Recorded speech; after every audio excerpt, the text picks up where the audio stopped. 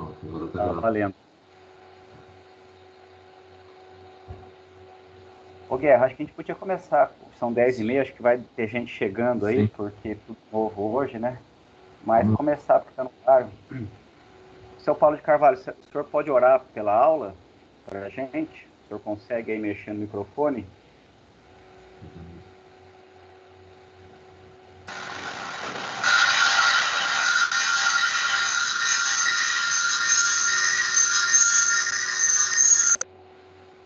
Vai dar microfone aí.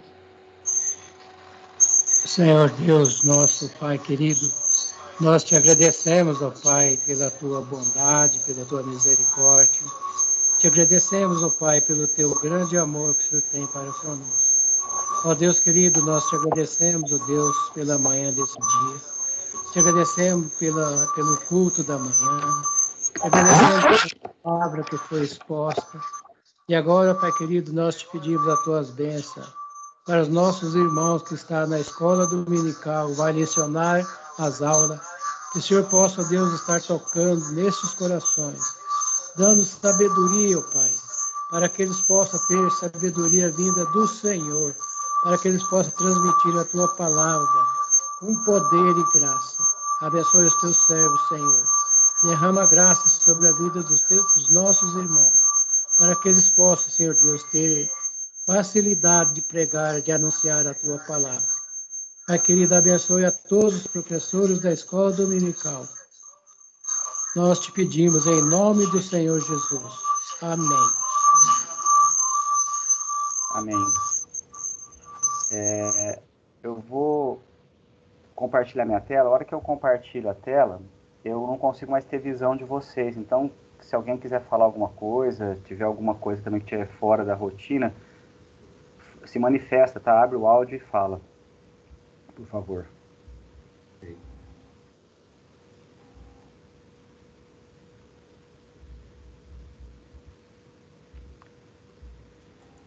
Então, nós vamos dar sequência ao livro que nós adotamos como a ser estudado na classe de família, esse período, que é escrito pela nossa irmã Edith Schaefer, A Celebração do Matrimônio. Nós estamos nos direcionando para o fim, depois dessa aula vão faltar mais 4 aulas. Hoje é o capítulo 9, um tema extremamente pertinente, muito atual, impactante na vida dos relacionamentos, que é a respeito do adultério. O tema, então, do capítulo 9 é Não Adulterarás. Vamos trazer aqui o provérbio 6:32 para nossa lembrança. O que Salomão, o sábio Salomão, falava a respeito da questão do adultério. O que adultera com uma mulher está fora de si. Só mesmo quem quer arruinar-se é que pratica tal coisa. Ele coloca então o adultério como uma loucura, um estado de enlouquecimento. A pessoa tem que estar fora de si para realizar uma coisa desse tipo. E que a consequência do adultério é uma consequência desastrosa no lar. Acaba com a família, desestrutura todo o ambiente familiar, impacta não só na relação matrimonial dos cônjuges, mas impacta em toda a vida familiar, dos filhos e nas pessoas que estão ao redor disso. Então seria uma loucura se propor a esse tipo de situação.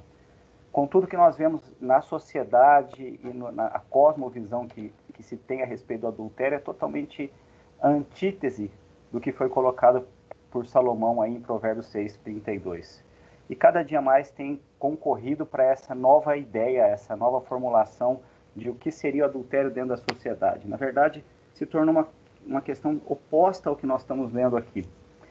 Os meios de comunicação, especialmente televisão, séries, filmes, novelas, programas, reality shows, eles acabam vangloriando o adultério.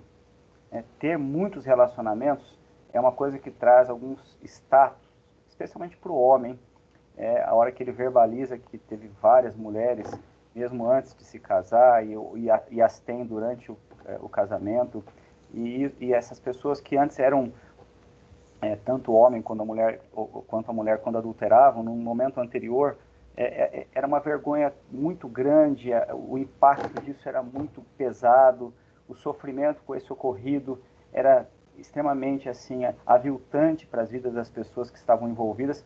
E hoje o direcionamento que está se tendo do ponto de vista da sociedade é que esse grau de peso desse ocorrido, desse pecado, ele está cada vez mais minimizado e às vezes até tomando uma roupagem de valor, de status, né? Isso é muito preocupante e acaba assim trazendo o tema que nós vamos estudar hoje mais valor para que nós, como cristãos, como crentes, entendamos o papel desastroso dessa situação.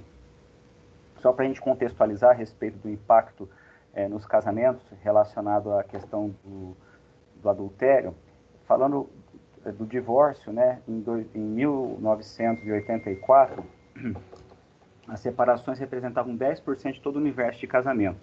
Eram 93 mil divórcios, aproximadamente. Em 2016, essa relação subiu para 31%, de 1,1 milhões de matrimônios, 344 mil separações. Então, nos dias atuais, de cada 10 casamentos, 3 terminam. 1/3 dos matrimônios são dissolvidos. Essa é a realidade. E a hora que você vai ver a causa dessa dissolução do matrimônio, em relação à atitude do homem, o relacionamento extraconjugal é a principal causa. O homem trai demais e a traição é a principal causa relacionada à ação do homem no relacionamento. A mulher trai menos, segundo essa pesquisa, mas ainda entre os top 5 principais causas de dissolução do casamento, de divórcio, ainda o relacionamento extraconjugal aparece na 5ª causa como a mulher sendo a proponente do divórcio por conta de um relacionamento extraconjugal. Isso traz relevância, mais uma vez, ao que nós vamos estudar. A Edith Schaeffer, ela coloca logo no início do capítulo, antes dela começar a abordar o tema, e eu vou relatar para os irmãos que eu vou sair um pouquinho do que ela coloca lá, quem está acompanhando e lendo, acompanhando o livro, ela traz o assunto, faz algumas colocações de exemplificação, traz alguns pontos cruciais, ela é bem prática mesmo nas colocações dela, mas eu ampliei isso aí um pouquinho fora especificamente do capítulo, porque eu acho que tem alguns pontos muito interessantes que fazem bastante sentido para a gente estar lutando contra o assédio de infidelidade conjugal. Mas o que ela coloca aqui é o que eu penso realmente como realidade matrimonial, especialmente para as nossas vidas e novidades de vida que nós temos, regenerados e crentes que somos. E isso faz também link com uma situação que, ainda mais eu que tenho 2 filhas, valorizo demais, que é a questão do casamento entre pessoas que professam fé diferente. Então, o crente com o não crente, o crédulo com o incrédulo, né, o julgo desigual, essa é a palavra que eu queria lembrar, faz muito sentido, né, porque esse escrito que está aí na tela de vocês vai tocar o coração daqueles que são novos, que já são convertidos, que têm a percepção do Espírito Santo, do valor que essas palavras trazem. E aqui, a hora que a gente vai falar sobre adultério, a gente vai falar muito sobre isso, né? A hora que você aborda com a palavra a questão do adultério, o peso do sexo é de unidade entre Cristo e a igreja, né? Então, a hora que você relaciona esse texto que eu vou ler para vocês aqui com o que nós vamos estudar da agora para frente, entendendo que, se isso for uma verdade, nós estaríamos com uma profilaxia para que o adultério acontecesse. Então, lendo as palavras de Edith Schaeffer, ela diz: se os maridos, ao menos, tentassem imitar um pouco o incrível amor que Cristo nutre pela igreja, e se as esposas desejassem agradar e respeitar os seus maridos da maneira que Deus quer que agrademos e alegremos a Cristo, então não haveriam mais problemas. E isso faz sentido para nós que entendemos qual é o amor de Cristo e qual deve ser o relacionamento após a regeneração da igreja com o próprio Cristo, louvando e agradando. E a hora que a gente faz esse link entre marido e mulher, realmente, se os dois tiverem esse foco de olhar e esse tipo de comportamento nas suas inter-relações pessoais, como marido e mulher, realmente os problemas, a grande maioria deles, incluindo o adultério, seriam minimizados. Obviamente, isso não acontece de forma, na sua completude, de forma perfeita, porque nós estamos falando de pessoas imperfeitas, regeneradas, mas não santas. Então, isso vai ainda trazer um resquício da nossa carnalidade, da nossa queda, até que nós possamos, então, na glória, ser libertos totalmente do pecado. Mas nós fomos libertos da escravidão do pecado, e com isso nós entendemos que nós temos alguns motivos para lutar contra essa tentação e o desdobramento dela como efetivação de um pecado tão cruel como é o pecado da infidelidade conjugal. Então, para a gente entender um pouquinho a questão, eu penso que é interessante, apesar de serem textos muito conhecidos, a gente relembrar alguns pontos que fazem sentido no entendimento desse tema que nós estamos abordando, que é o adultério, que é o cumprimento do mandamento 7, não adulterarás. A discussão em torno do adultério passa por uma discussão sobre o cumprimento do que se resume à lei. Então, é basicamente isso mesmo, né? Cristo, lá em Mateus 22, 36 a 34, ele é arguido a respeito do que seria o mandamento mais importante. E, na resposta dele, ele resume a lei de forma bem sucinta, mas extremamente ampla, e daí resume os mandamentos, tanto os primeiros 4 mandamentos da inter-relação com Deus e depois os outros 6 da inter-relação pessoal,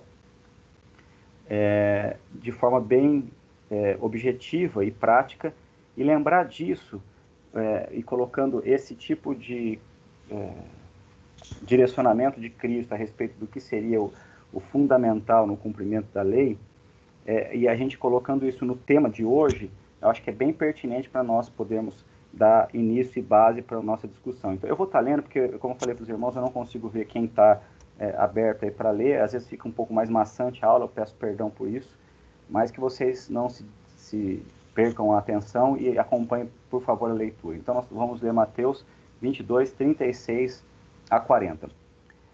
Mestre, qual é o grande mandamento da lei? Respondeu-lhe Jesus: amarás o Senhor teu Deus de todo o teu coração, de toda a tua alma, de todo o teu entendimento. Cabe o adultério no cumprimento deste mandamento? O amor ao Senhor teu Deus de todo o teu coração, de toda a tua alma, de todo o teu entendimento? A hora que você se deita com uma prostituta, a hora que você se deita com uma mulher lisonjeira, a hora que você se deita, mulher, com um homem que não é o seu próprio marido, você está cumprindo esse mandamento? Cumpre o segundo mandamento também? Este é o grande primeiro mandamento. O segundo, semelhante a este, é amarás o teu próximo como a ti mesmo.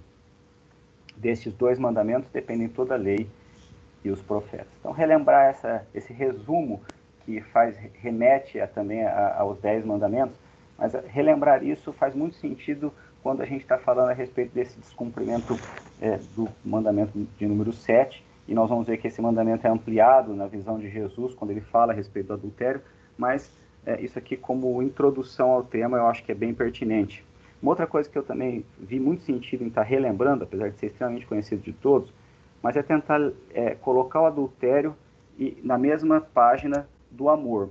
Se você realmente ama o teu próximo como a ti mesmo, será que no adultério você está cumprindo as prerrogativas e o descritivo do que é o amor? Esse descritivo se encontra em 1 Coríntios 13, de 1 a 5. Vou ler mais uma vez para os irmãos, eu peço que vocês acompanhem. 1 Coríntios 13, de 1 a 5. Diz o seguinte: ainda que eu fale as línguas dos homens e dos anjos, se não tiver amor, serei como o bronze que soa ou como o símbolo que retine. Ainda que eu tenha o dom de profetizar e conheça todos os mistérios e toda a ciência, ainda que eu tenha tamanha fé a ponto de transportar montes, se não tiver amor, nada serei. E ainda que eu distribua todos os meus bens entre os pobres, e ainda que entregue o meu próprio corpo para ser queimado, se não tiver amor, nada disso se aproveitará. E aí vem um descritivo muito amplo e muito claro a respeito do que vem a ser o amor, e eu peço que vocês observem essa leitura e entendam isso colocando na mesma página esse descritivo e uma ação de infidelidade conjugal. Será que o adultério cabe, cumpre o que está sendo colocado aqui como efetivamente o amor? Então vamos para o versículo 4 e ouça essa leitura pensando se realmente você está cumprindo o amor que você declarou ao seu cônjuge quando você se deita com uma mulher ou homem alheio. O amor é paciente, é benigno. O amor não arde em ciúmes, não se ufana, não se ensoberbece, não se conduz inconvenientemente, não procura os seus interesses. Esse ponto é bem importante, porque na grande maioria das vezes esse pecado está muito relacionado ao egoísmo do prazer imediato. Não se exaspera, não se ressente do mal. Eu vou ler ainda o 6, faz sentido, não se alegra com a injustiça, mas regozija-se com a verdade. Tudo sofre, tudo crê, tudo espera, tudo suporta. O amor jamais acaba. Fui até o comecinho do versículo 8. Então, 2 pontos importantes. O adultério não cabe dentro do cumprimento dos principais mandamentos. O adultério não cabe dentro do descritivo do amor. O adultério não cabe dentro do que representa a união sexual e a união matrimonial entre um homem e uma mulher, quando querem fazer esse tipo de união frente ao cumprimento do descritivo disso na palavra de Deus, a vontade de Deus para o matrimônio, como ele vê o matrimônio adequadamente.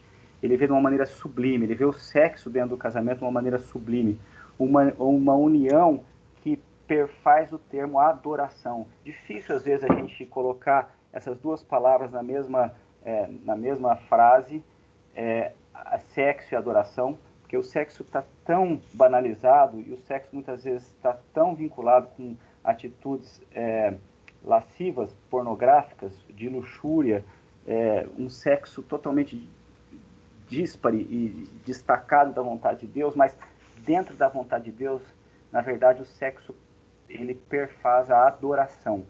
E, na verdade, nós não podemos desvincular nada da nossa vida e qualquer tipo de atitude, palavra ou ação da nossa vida espiritual. Nós somos unidos a Cristo de forma que essa união não se pode quebrar, é uma aliança indestrutível. Dessa forma, também no relacionamento sexual, essa união se faz presente. Então, sexo e adoração são situações que devem ser colocadas na mesma frase, sim, na visão da palavra de Deus. E esse texto de Efésios 5, 25 a 33, ele fala muito claramente a respeito dessa situação, como é a visão do nosso Deus frente ao matrimônio e o envolvimento sexual e o relacionamento sexual que existe no matrimônio. É muito interessante também o texto. Esses textos que eu estou lendo agora é só para a gente fazer uma introdução, só para a gente abordar alguns temas que são importantes para o desenrolar da nossa aula. Por isso eu não vou me ater a comentar de forma mais profunda esses textos. Nós teremos aqui na sequência da aula um texto no qual nós vamos basear a nossa argumentação em relação à questão de como que nós temos que nos comportar em relação ao cumprimento da ordenança de não adulterar, que não devemos adulterar. Mas aqui é só para relembrar alguns pontos importantes da fala de Cristo a respeito dos principais mandamentos, do que é verdadeiramente o amor de uma forma ampla e do amor dentro do matrimônio, como ele é visto na palavra. Então, aqui é essa parte, Efésios 5, 25 a 33, a gente lê o seguinte, eu peço que os irmãos acompanhem a leitura mais uma vez. Maridos, amai vossa mulher como também Cristo amou a igreja e a si mesmo se entregou por ela. Olha que maravilha! A maneira como o marido deve amar a sua mulher, como Cristo amou a igreja e a si mesmo se entregou por ela. Como isso faz sentido? Como é o tamanho disso? Qual é a penetrância? Nós que somos convertidos e somos regenerados e temos o Espírito Santo no nosso coração, nós entendemos. Isso para a gente faz total sentido, isso é impactante demais. Para que a santificasse, tendo-a purificado por meio da lavagem de água pela palavra, para apresentar a si mesma igreja gloriosa, sem mácula, nem ruga, nem coisa semelhante, porém santa e sem defeito. Assim também os maridos devem amar a sua mulher como ao próprio corpo. E aqui é um outro ponto interessante que nós vamos abordar em relação ao pecado no corpo, o pecado da impureza, o pecado da infidelidade conjugal, ele é no corpo, abominável diante de Deus. E aqui já faz alguma referência a esse sentido. Quem ama a esposa, a si mesmo se ama, porque ninguém jamais odiou a própria carne, antes a alimenta e dela cuida, como também Cristo o faz com a igreja. Porque somos membros do seu corpo, do corpo de Cristo. Eis porque deixará o homem o seu pai e a sua mãe, e se unirá à sua mulher, e se tornarão os dois uma só carne. Nós vamos abordar isso mais profundamente aqui no decorrer do nosso estudo, mas que interessante, aqui remete a Gênesis 2, 24, né? Em Gênesis 2, 24, nós lemos um descritivo sucinto e muito claro a respeito de algumas normativas e entendimentos que a palavra de Deus traz sobre o casamento. Lá em Gênesis 2, 24, nós lemos: por isso deixa o homem pai e mãe e se une à sua mulher, tornando-se os dois uma só carne.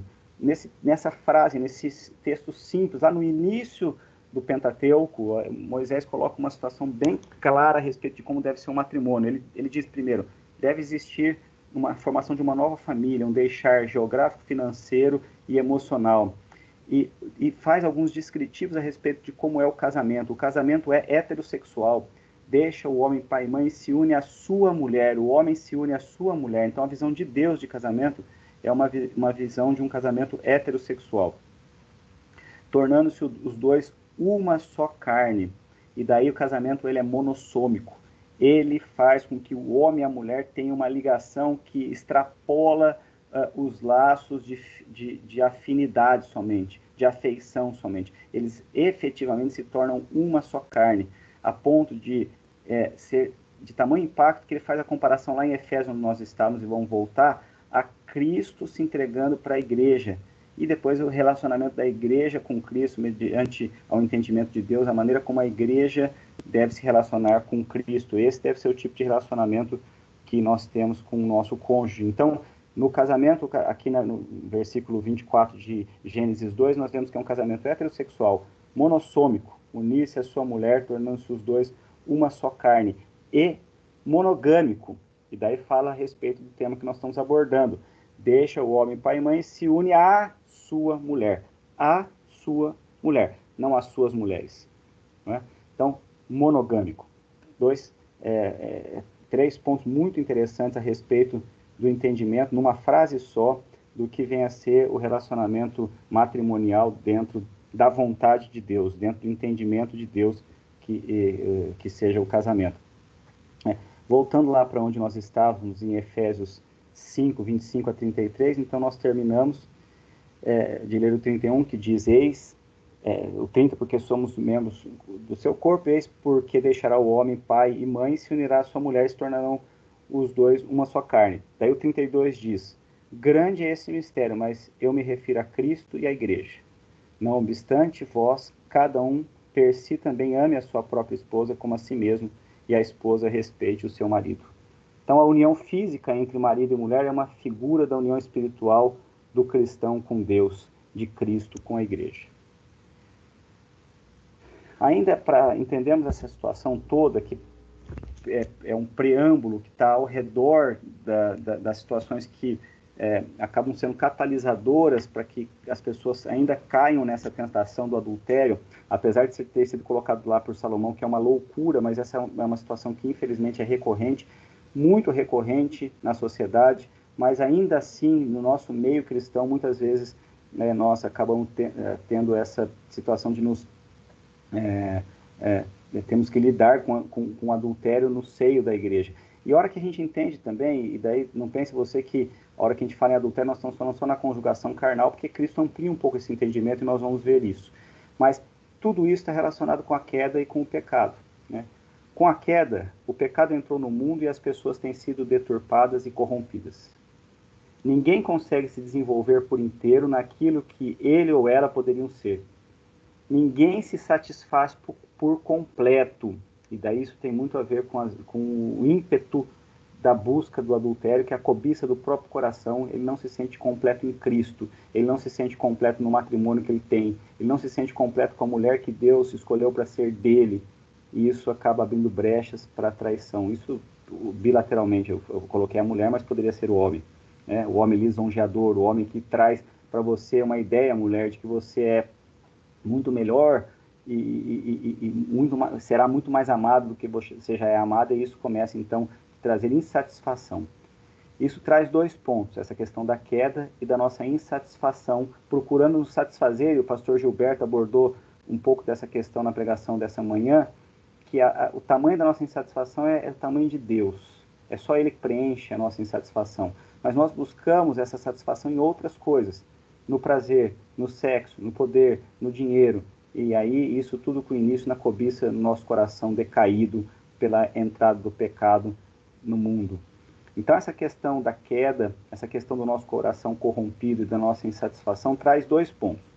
Entre o já, que é o que nós vivemos, e o ainda não, que é aquilo que não chegou ainda, que é a glória, e daí sim nós estaremos libertos absolutamente do pecado. percorremos o processo de santificação, que só será completo na glória. Esse é um ponto. E daí nós vamos viver nesse mundo decaído essas situações mesmo, de estarmos expostos a esse tipo de situação, a essa tentação que nos assedia tenazmente muitas vezes, e infelizmente nós não podemos nos desinserir dessa situação, entendendo que Deus não nos tenta, Deus nos prova, quem nos tenta é o maligno, é o mundo, é a nossa carne, e não tem como fugir disso. Lutero já falava que não tem como deixar de um passarinho voar sobre a minha cabeça, mas tem um ponto, eu posso impedi-lo de fazer um ninho sobre ela. Então esse é um ponto muito interessante, mas é isso que nós vamos viver na nossa caminhada de santificação. Nós não somos mais escravos do pecado, mas nós vivemos ainda assediados pelo pecado e recorremos em pecado. Esse é o processo de santificação, esse é o já. O ainda não, é aquilo que tem no porvir, que é a glória, e aí sim estaremos libertos absolutamente do pecado. E o segundo ponto é, quando não encontramos completude em Deus, procuramos em outras situações. Então é isso, não se engane, meu irmão. Você não vai ter felicidade completa no dinheiro, no poder, no prazer, em posições sociais, em ganhos profissionais, e muito menos num prazer sexual imediato, ou numa mudança de mulher, ou a mulher mudando de marido, e assim entendendo que daí sim você será feliz. A completude da felicidade só se encontra em Deus. O vazio do seu coração, ele tem exatamente o tamanho de Deus, só Ele que preenche absolutamente o vazio do seu coração. E isso, então, eu queria também ainda como um preâmbulo para os 4 pontos principais da nossa aula, entender que às vezes a gente está falando isso e falando em conjugação carnal mesmo, em efetivamente estarmos indo para um leito de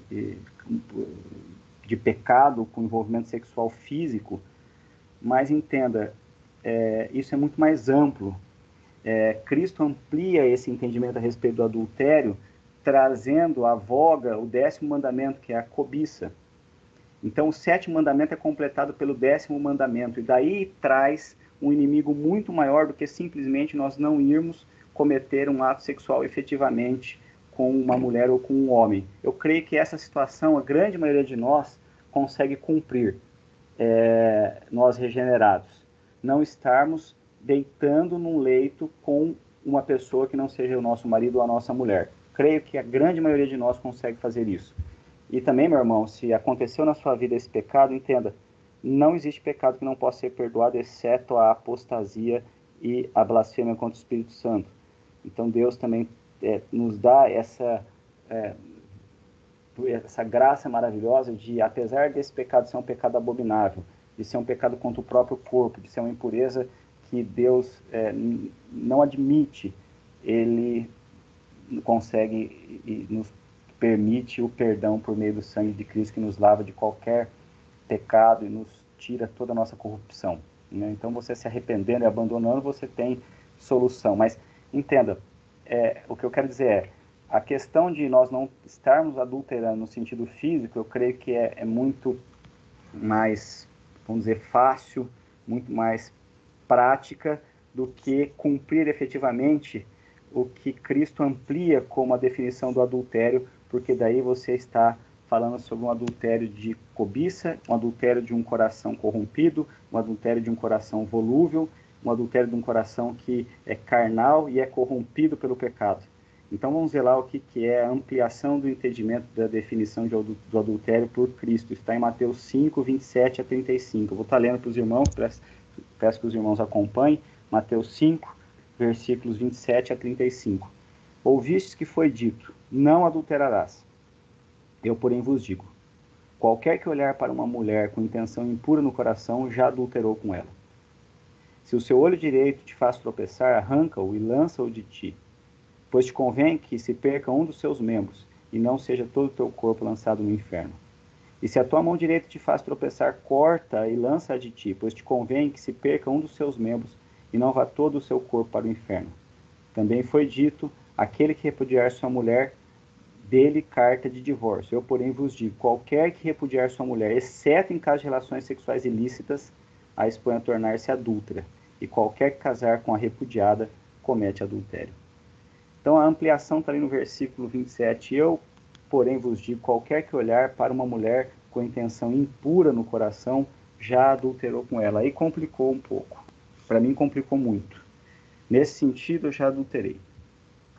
Graças a Deus a gente vai galgando poços no nosso processo de santificação e a gente consegue, por meio da misericórdia, que é a mesma graça que nos resgatou, é a mesma graça que permite que nós consigamos lutar contra o pecado, que nós tenhamos força para não deixar os pássaros que voam sobre a nossa cabeça pousar sobre elas e criar ninhos sobre as nossas cabeças. Mas como isso é uma luta diária, como é uma luta mais difícil do que havia sido colocado anteriormente, porque isso está remetendo ao que está dentro do nosso coração.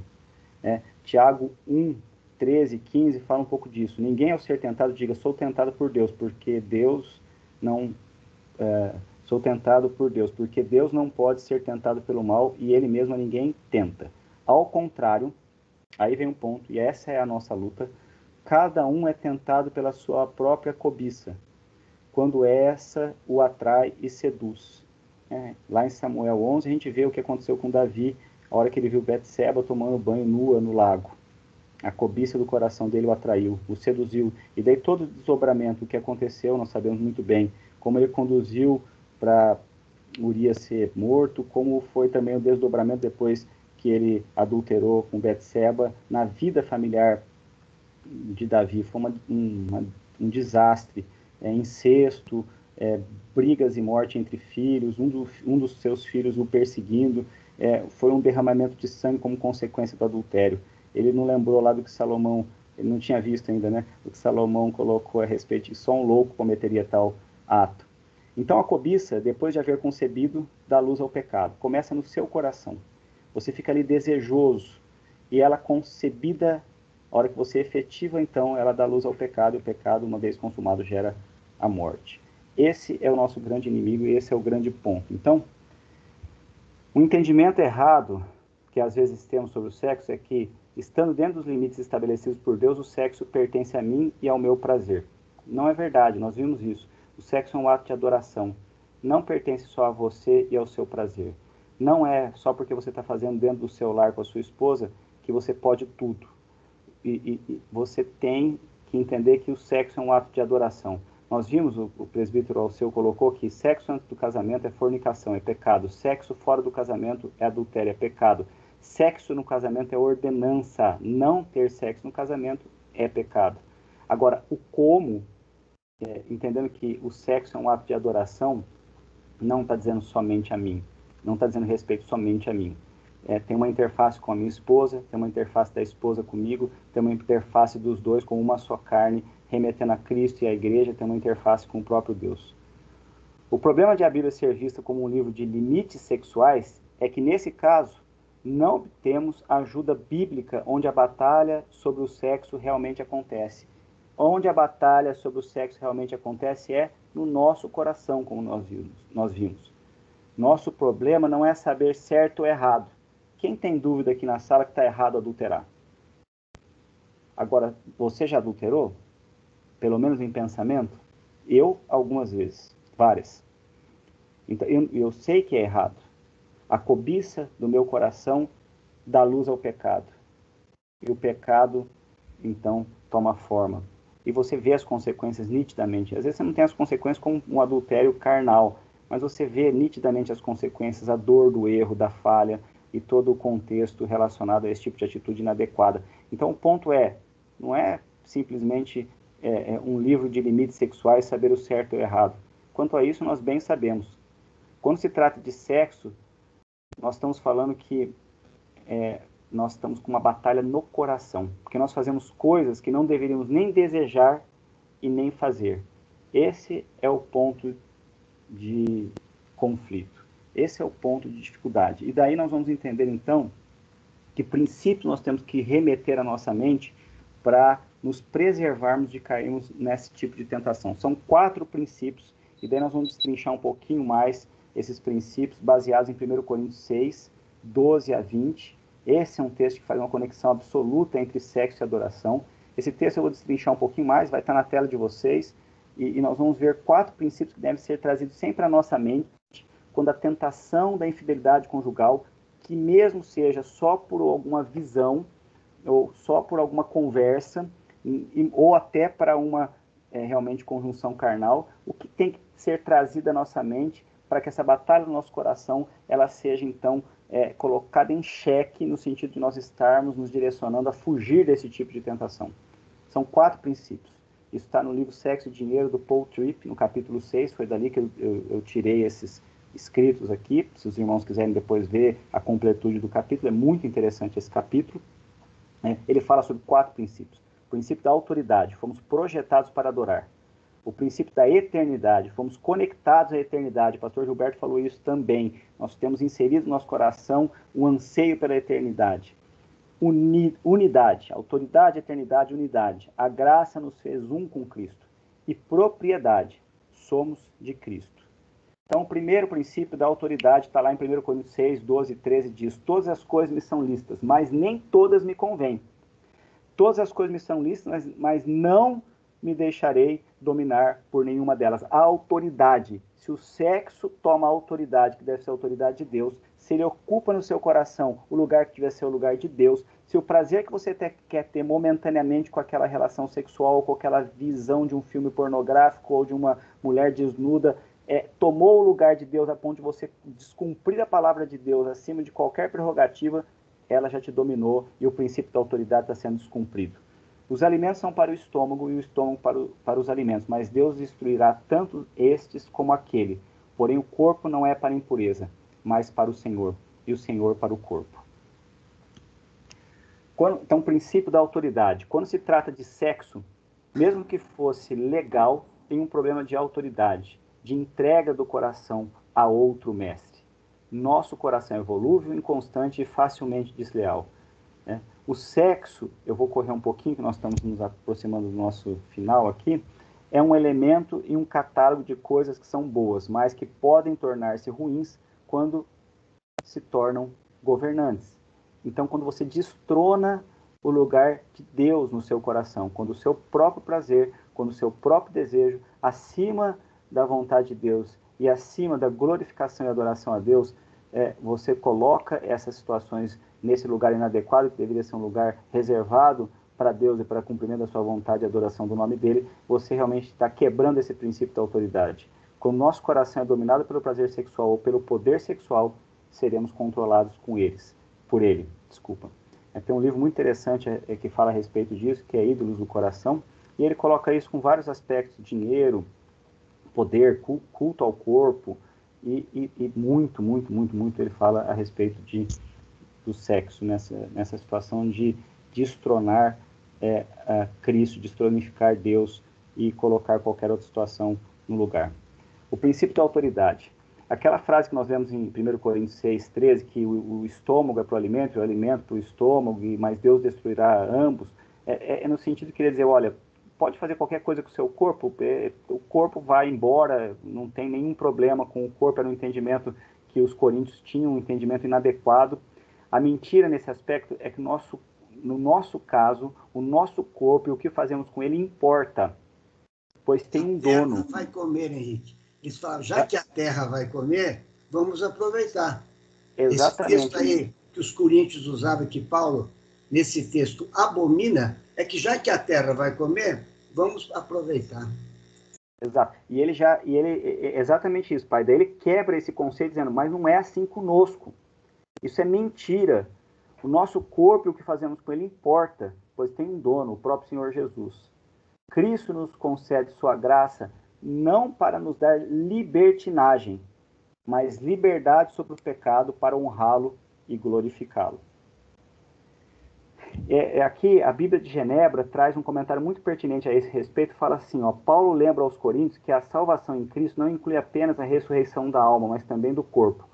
Alguns coríntios encaravam a promiscuidade sexual como algo aceitável, nesse sentido que o meu pai colocou, já que vai ser consumido tanto o corpo, tanto o estômago quanto o alimento, então vamos aproveitar e usar o corpo porque não tem problema.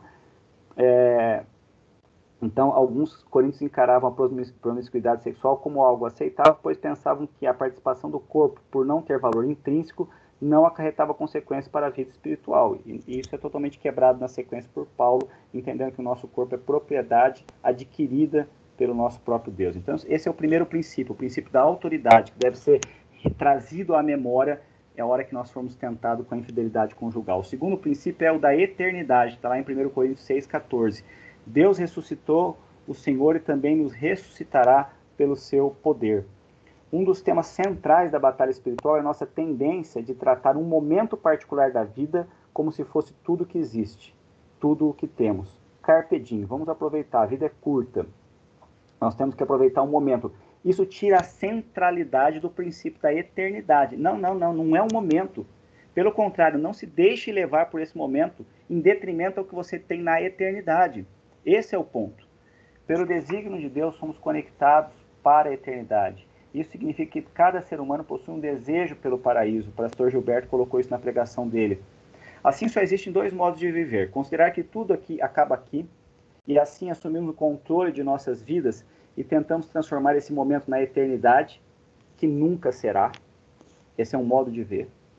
Ou entendemos que este momento não é o nosso destino final, mas uma preparação para o que está por vir. E o que está por vir é muito melhor. Então, pese isso a hora de você tomar a decisão. Aquela 1 hora de prazer sexual é infinitamente muito menos prazeroso do que o prazer que você vai ter na eternidade. Lembra do princípio da eternidade nesse momento da tentação. Aqueles 15 minutos na frente da tela do computador são incomparavelmente menos prazerosos do que a eternidade. Lute, não deixe ceder, não olhe, saia, entenda para o que você foi comprado.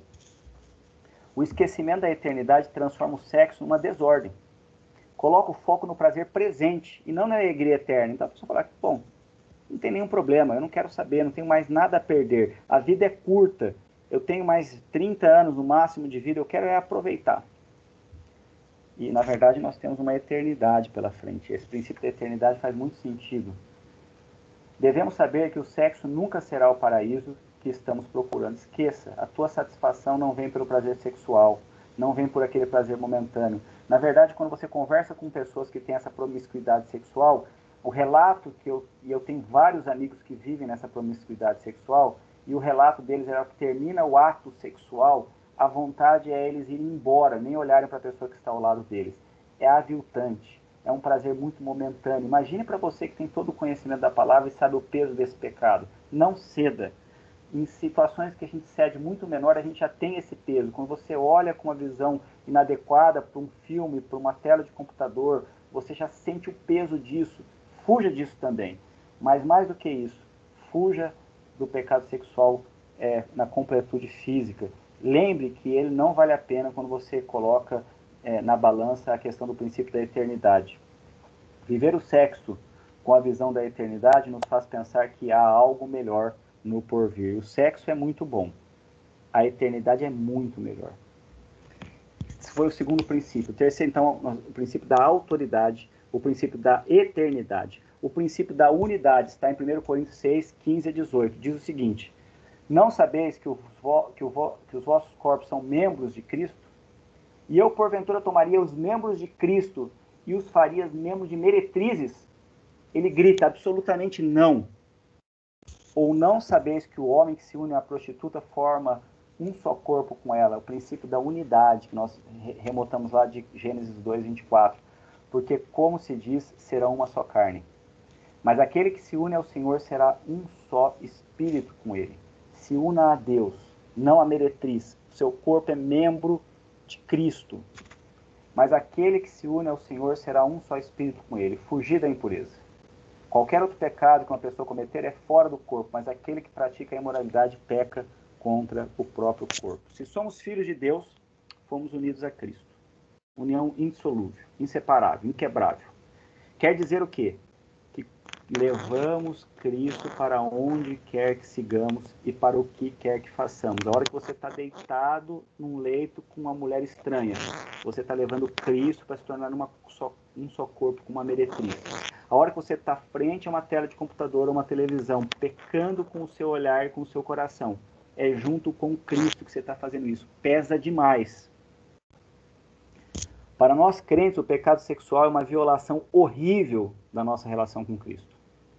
É amar o nosso prazer tão profundamente que ficamos dispostos a conectar o santo com o impuro. Paulo está descrevendo um ato impensável de egoísmo, deslealdade e rebelião. Esse é a descrição de você pecando na área sexual e na infidelidade conjugal. É um ato de impensável de egoísmo, deslealdade e rebelião com o próprio Deus e também com o seu cônjuge e com seus filhos. A bela união com Cristo, que somente a graça pode criar, nós bem sabemos disso, também essa mesma graça nos garante condições que precisamos para lutar com os nossos desejos, para dizer não ao que é impuro, e sim ao que é agradável aos olhos de quem estamos unidos. Por fim, nós vimos o princípio da autoridade, da eternidade, da unidade, agora o princípio da propriedade, nós estamos terminando mais 5 minutinhos. 1 Coríntios 6, 19 e 20 diz: acaso não sabeis que o vosso corpo é santuário do Espírito Santo, que está em vós, o qual tendes da parte de Deus, e que não sois de vós mesmos, porque fostes comprado por preço, propriedade, fostes comprados por preço. Agora, pois, que foram comprados, tem outro dono, e esse dono fala: glorificais a Deus com os vossos corpos. Você não glorifica o seu corpo quando você está adulterando visualmente ou fisicamente. A graça reivindicou o seu corpo para um propósito muito mais elevado do que o prazer sexual e físico. Como crentes, tudo o que fazemos, incluindo nossa vida sexual, fazemos como templo do Deus Altíssimo. E daí vem o ponto do princípio da propriedade. O nosso corpo foi comprado por preço. E o novo proprietário o quer para adoração a Deus. Assim, tudo o que fazemos deve levar isso em conta. E qual foi o preço? Foi a morte do seu próprio filho. Essa foi a paga. Ele é dono e pagou um preço caro, que foi a morte do seu próprio filho. E daí vem a frase: que insulto. Em vista do preço, a morte do seu próprio filho, agirmos como se tivéssemos direito de fazer tudo o que queremos com o nosso corpo, sempre que quiséssemos e com quem quiséssemos. Então, esses 4 princípios, autoridade, eternidade, unidade e propriedade, devem fazer muito sentido e devem ser rememorados no momento que você for tentado em relação à área sexual. Concluindo, o adultério, apesar de ser colocado como loucura para quem o pratica por Salomão, apesar de ser uma ordenança de Deus desde lá dos 10 mandamentos, enfatizado e ampliado por Cristo, ainda perfaz a lista dos principais motivos de divórcio. Ele é recorrente na sociedade e também no seio da igreja. Reflete a nossa natureza decaída. Entender esses 4 princípios que nós estudamos, colocados por Paulo, fazem muito sentido para uma vida sexual dentro da vontade de Deus. O princípio da autoridade, da eternidade, da unidade e da propriedade. E daí, frente a esses princípios, nós somos levados a cumprir 2 mandamentos. Devemos fugir da imoralidade sexual. É uma atitude defensiva e protetiva. Fuja mesmo, essa é a palavra. A hora que você sentir desejo, fuja. Não liga o computador, não coloca aquele filme, não conversa com a mulher alheia, não ouve o lisonjeio do homem que acha que pode te lisonjear, mulher. Fuja. Segundo, glorificar a Deus com o nosso corpo. Esses são os 2 mandamentos que nós somos impelidos a cumprir frente ao conhecimento dos 4 princípios que norteiam o sexo dentro da vontade de Deus, o princípio da autoridade, da eternidade, da unidade e da propriedade. Se o sexo tem a ver com adoração, ele não pode ter a ver apenas conosco. Pense nisso no momento em que você for tentado nessa área. Eu vou tirar meu compartilhamento aqui e vou deixar aberto aí para que os irmãos possam estar participando, colaborando. Foi aí essa nova ferramenta aí que é o Teams, nós vamos ter que adaptar um pouquinho, nós professores também. A gente acaba perdendo um pouquinho o contato visual com os alunos. Então é isso mesmo, vai ter que ter uma participação ativa. Quando quiser falar, tem que abrir o microfone e falar mesmo. E, bom, como não teve só a participação do meu pai, é um tema picante, é um tema atual, é um tema extremamente pertinente. Eu quero abrir aí para que vocês possam estar colaborando com algum comentário ou alguma colocação. Henrique, a sua aula foi muito teológica e muito prática. Eu gostei muito, foi muito boa mesmo. Obrigado, E Rogério. desses 4 princípios que você nos trouxe, eu gostaria, para mim, na minha vida, eu destaco bastante da eternidade. Porque justamente a eternidade, como você muito bem colocou, ela faz com que nós tiremos os nossos olhos desse prazer imediato para buscarmos aquilo que está na glória, aquele prazer na presença de Cristo que, como vimos nessa manhã, é algo incomparavelmente melhor. Isso não entra como osmose na vida do cristão, isso exige prática diária, é a busca por santidade. É o que Paulo fala em 2 Timóteo capítulo 3, 6, é fazer com que o poder da piedade seja visto em nós, na busca por santificação diária. E eu destaco o versículo lá de 1 Coríntios 15, 19, para ilustrar esse ponto da eternidade também. Lá Paulo diz assim, 1 Coríntios 15, 19, se a nossa esperança em Cristo se limita apenas a esta vida, somos os mais infelizes de todos os homens. Excelente, Rogério. Muito boa contribuição. Realmente para a gente faz um sentido enorme, né? Eu lembrei também, quando você falava, naquelas firmes resoluções de Jonathan Edwards, uma coisa que ele coloca é: eu vou viver a minha vida como se fosse meu último minuto de vida. Eu acho que é mais ou menos esse a frase que ele coloca, né? É justamente isso, entendendo a nossa finitude, e entendendo na nossa finitude o que nós temos de esperança na eternidade. Então isso faz muito sentido mesmo, né? Obrigado. Muito bom a tua colocação. Mais alguém gostaria de contribuir? Quer falar alguma coisa, pai? Mais alguém? Eu estou vendo você acho que aí. tem que sempre pensar, porque tem um lado e o outro da mente do homem. Tem gente que também leva para o lado errado o aspecto sexual. Deus fez o homem como um todo. Deus foi quem fez os órgãos sexuais do homem e da mulher. Ele não fez o homem, parou, chamou o diabo para fazer os órgãos sexuais. Ele não fez o corpo e chamou o diabo para fazer os hormônios masculinos e femininos, que dão o desejo sexual. Então, Deus ele é tão coerente que ele fez o sexo para o nosso prazer, para ser usado no casamento e para ter a visão da eternidade. Tem gente que acha que o sexo vai completar totalmente o casamento dele. Isso é um problema. Centraliza e a busca dele é o sexo durante o casamento. E isso leva a uma insatisfação muito grande entre o homem e a mulher. Mais do homem. A mulher não tem só essa visão. A mulher tem uma visão mais abrangente do casamento.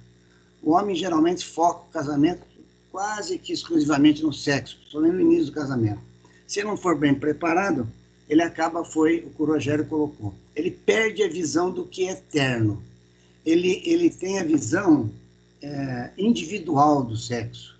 Ele individualiza o sexo como prazer para ele, o tempo todo. E não é assim. O prazer é possível, o sexo, Deus não faria o sexo só para procriação. Seria um sacrifício, um sofrimento muito grande para os seres humanos. Deus fez o sexo para a procriação e para o prazer no casamento, com a visão sempre de que nós estamos em busca da eternidade. É um ato de adoração diante de Deus.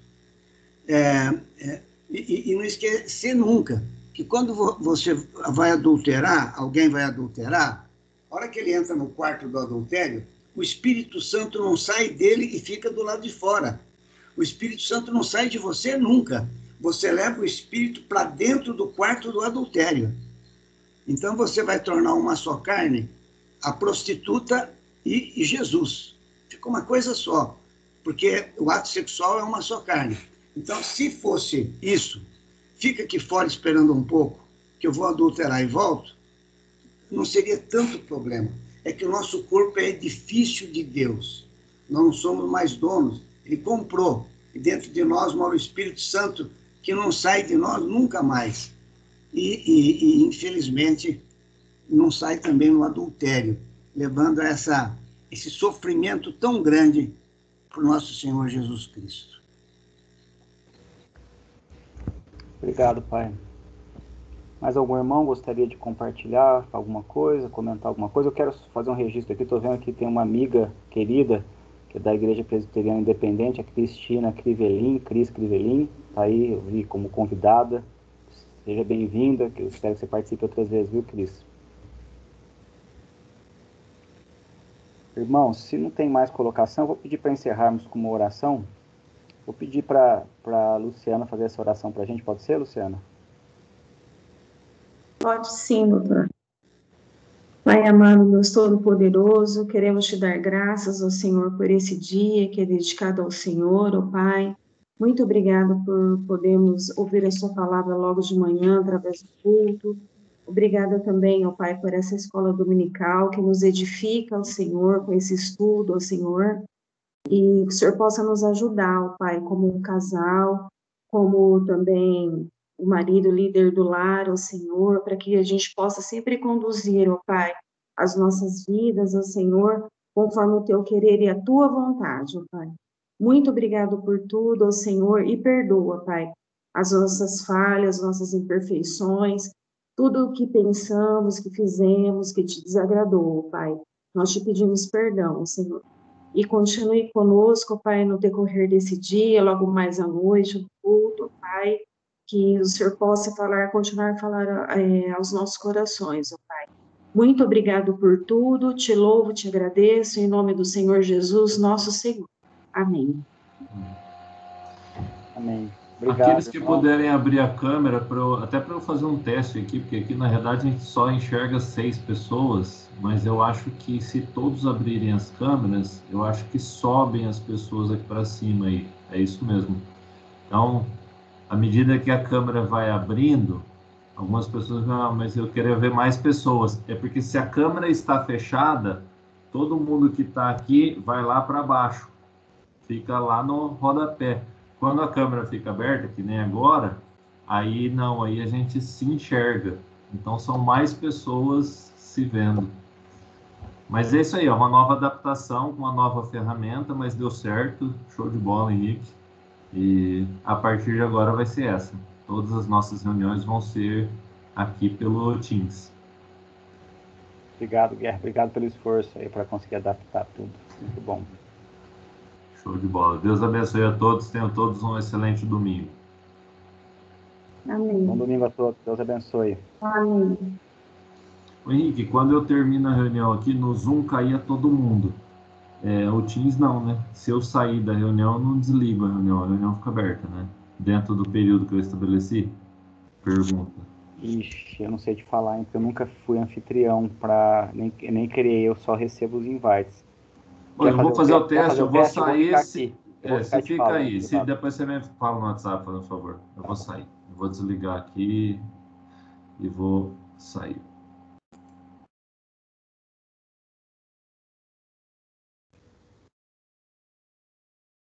A gente fica. Olha o Tomé aí, ó, famoso.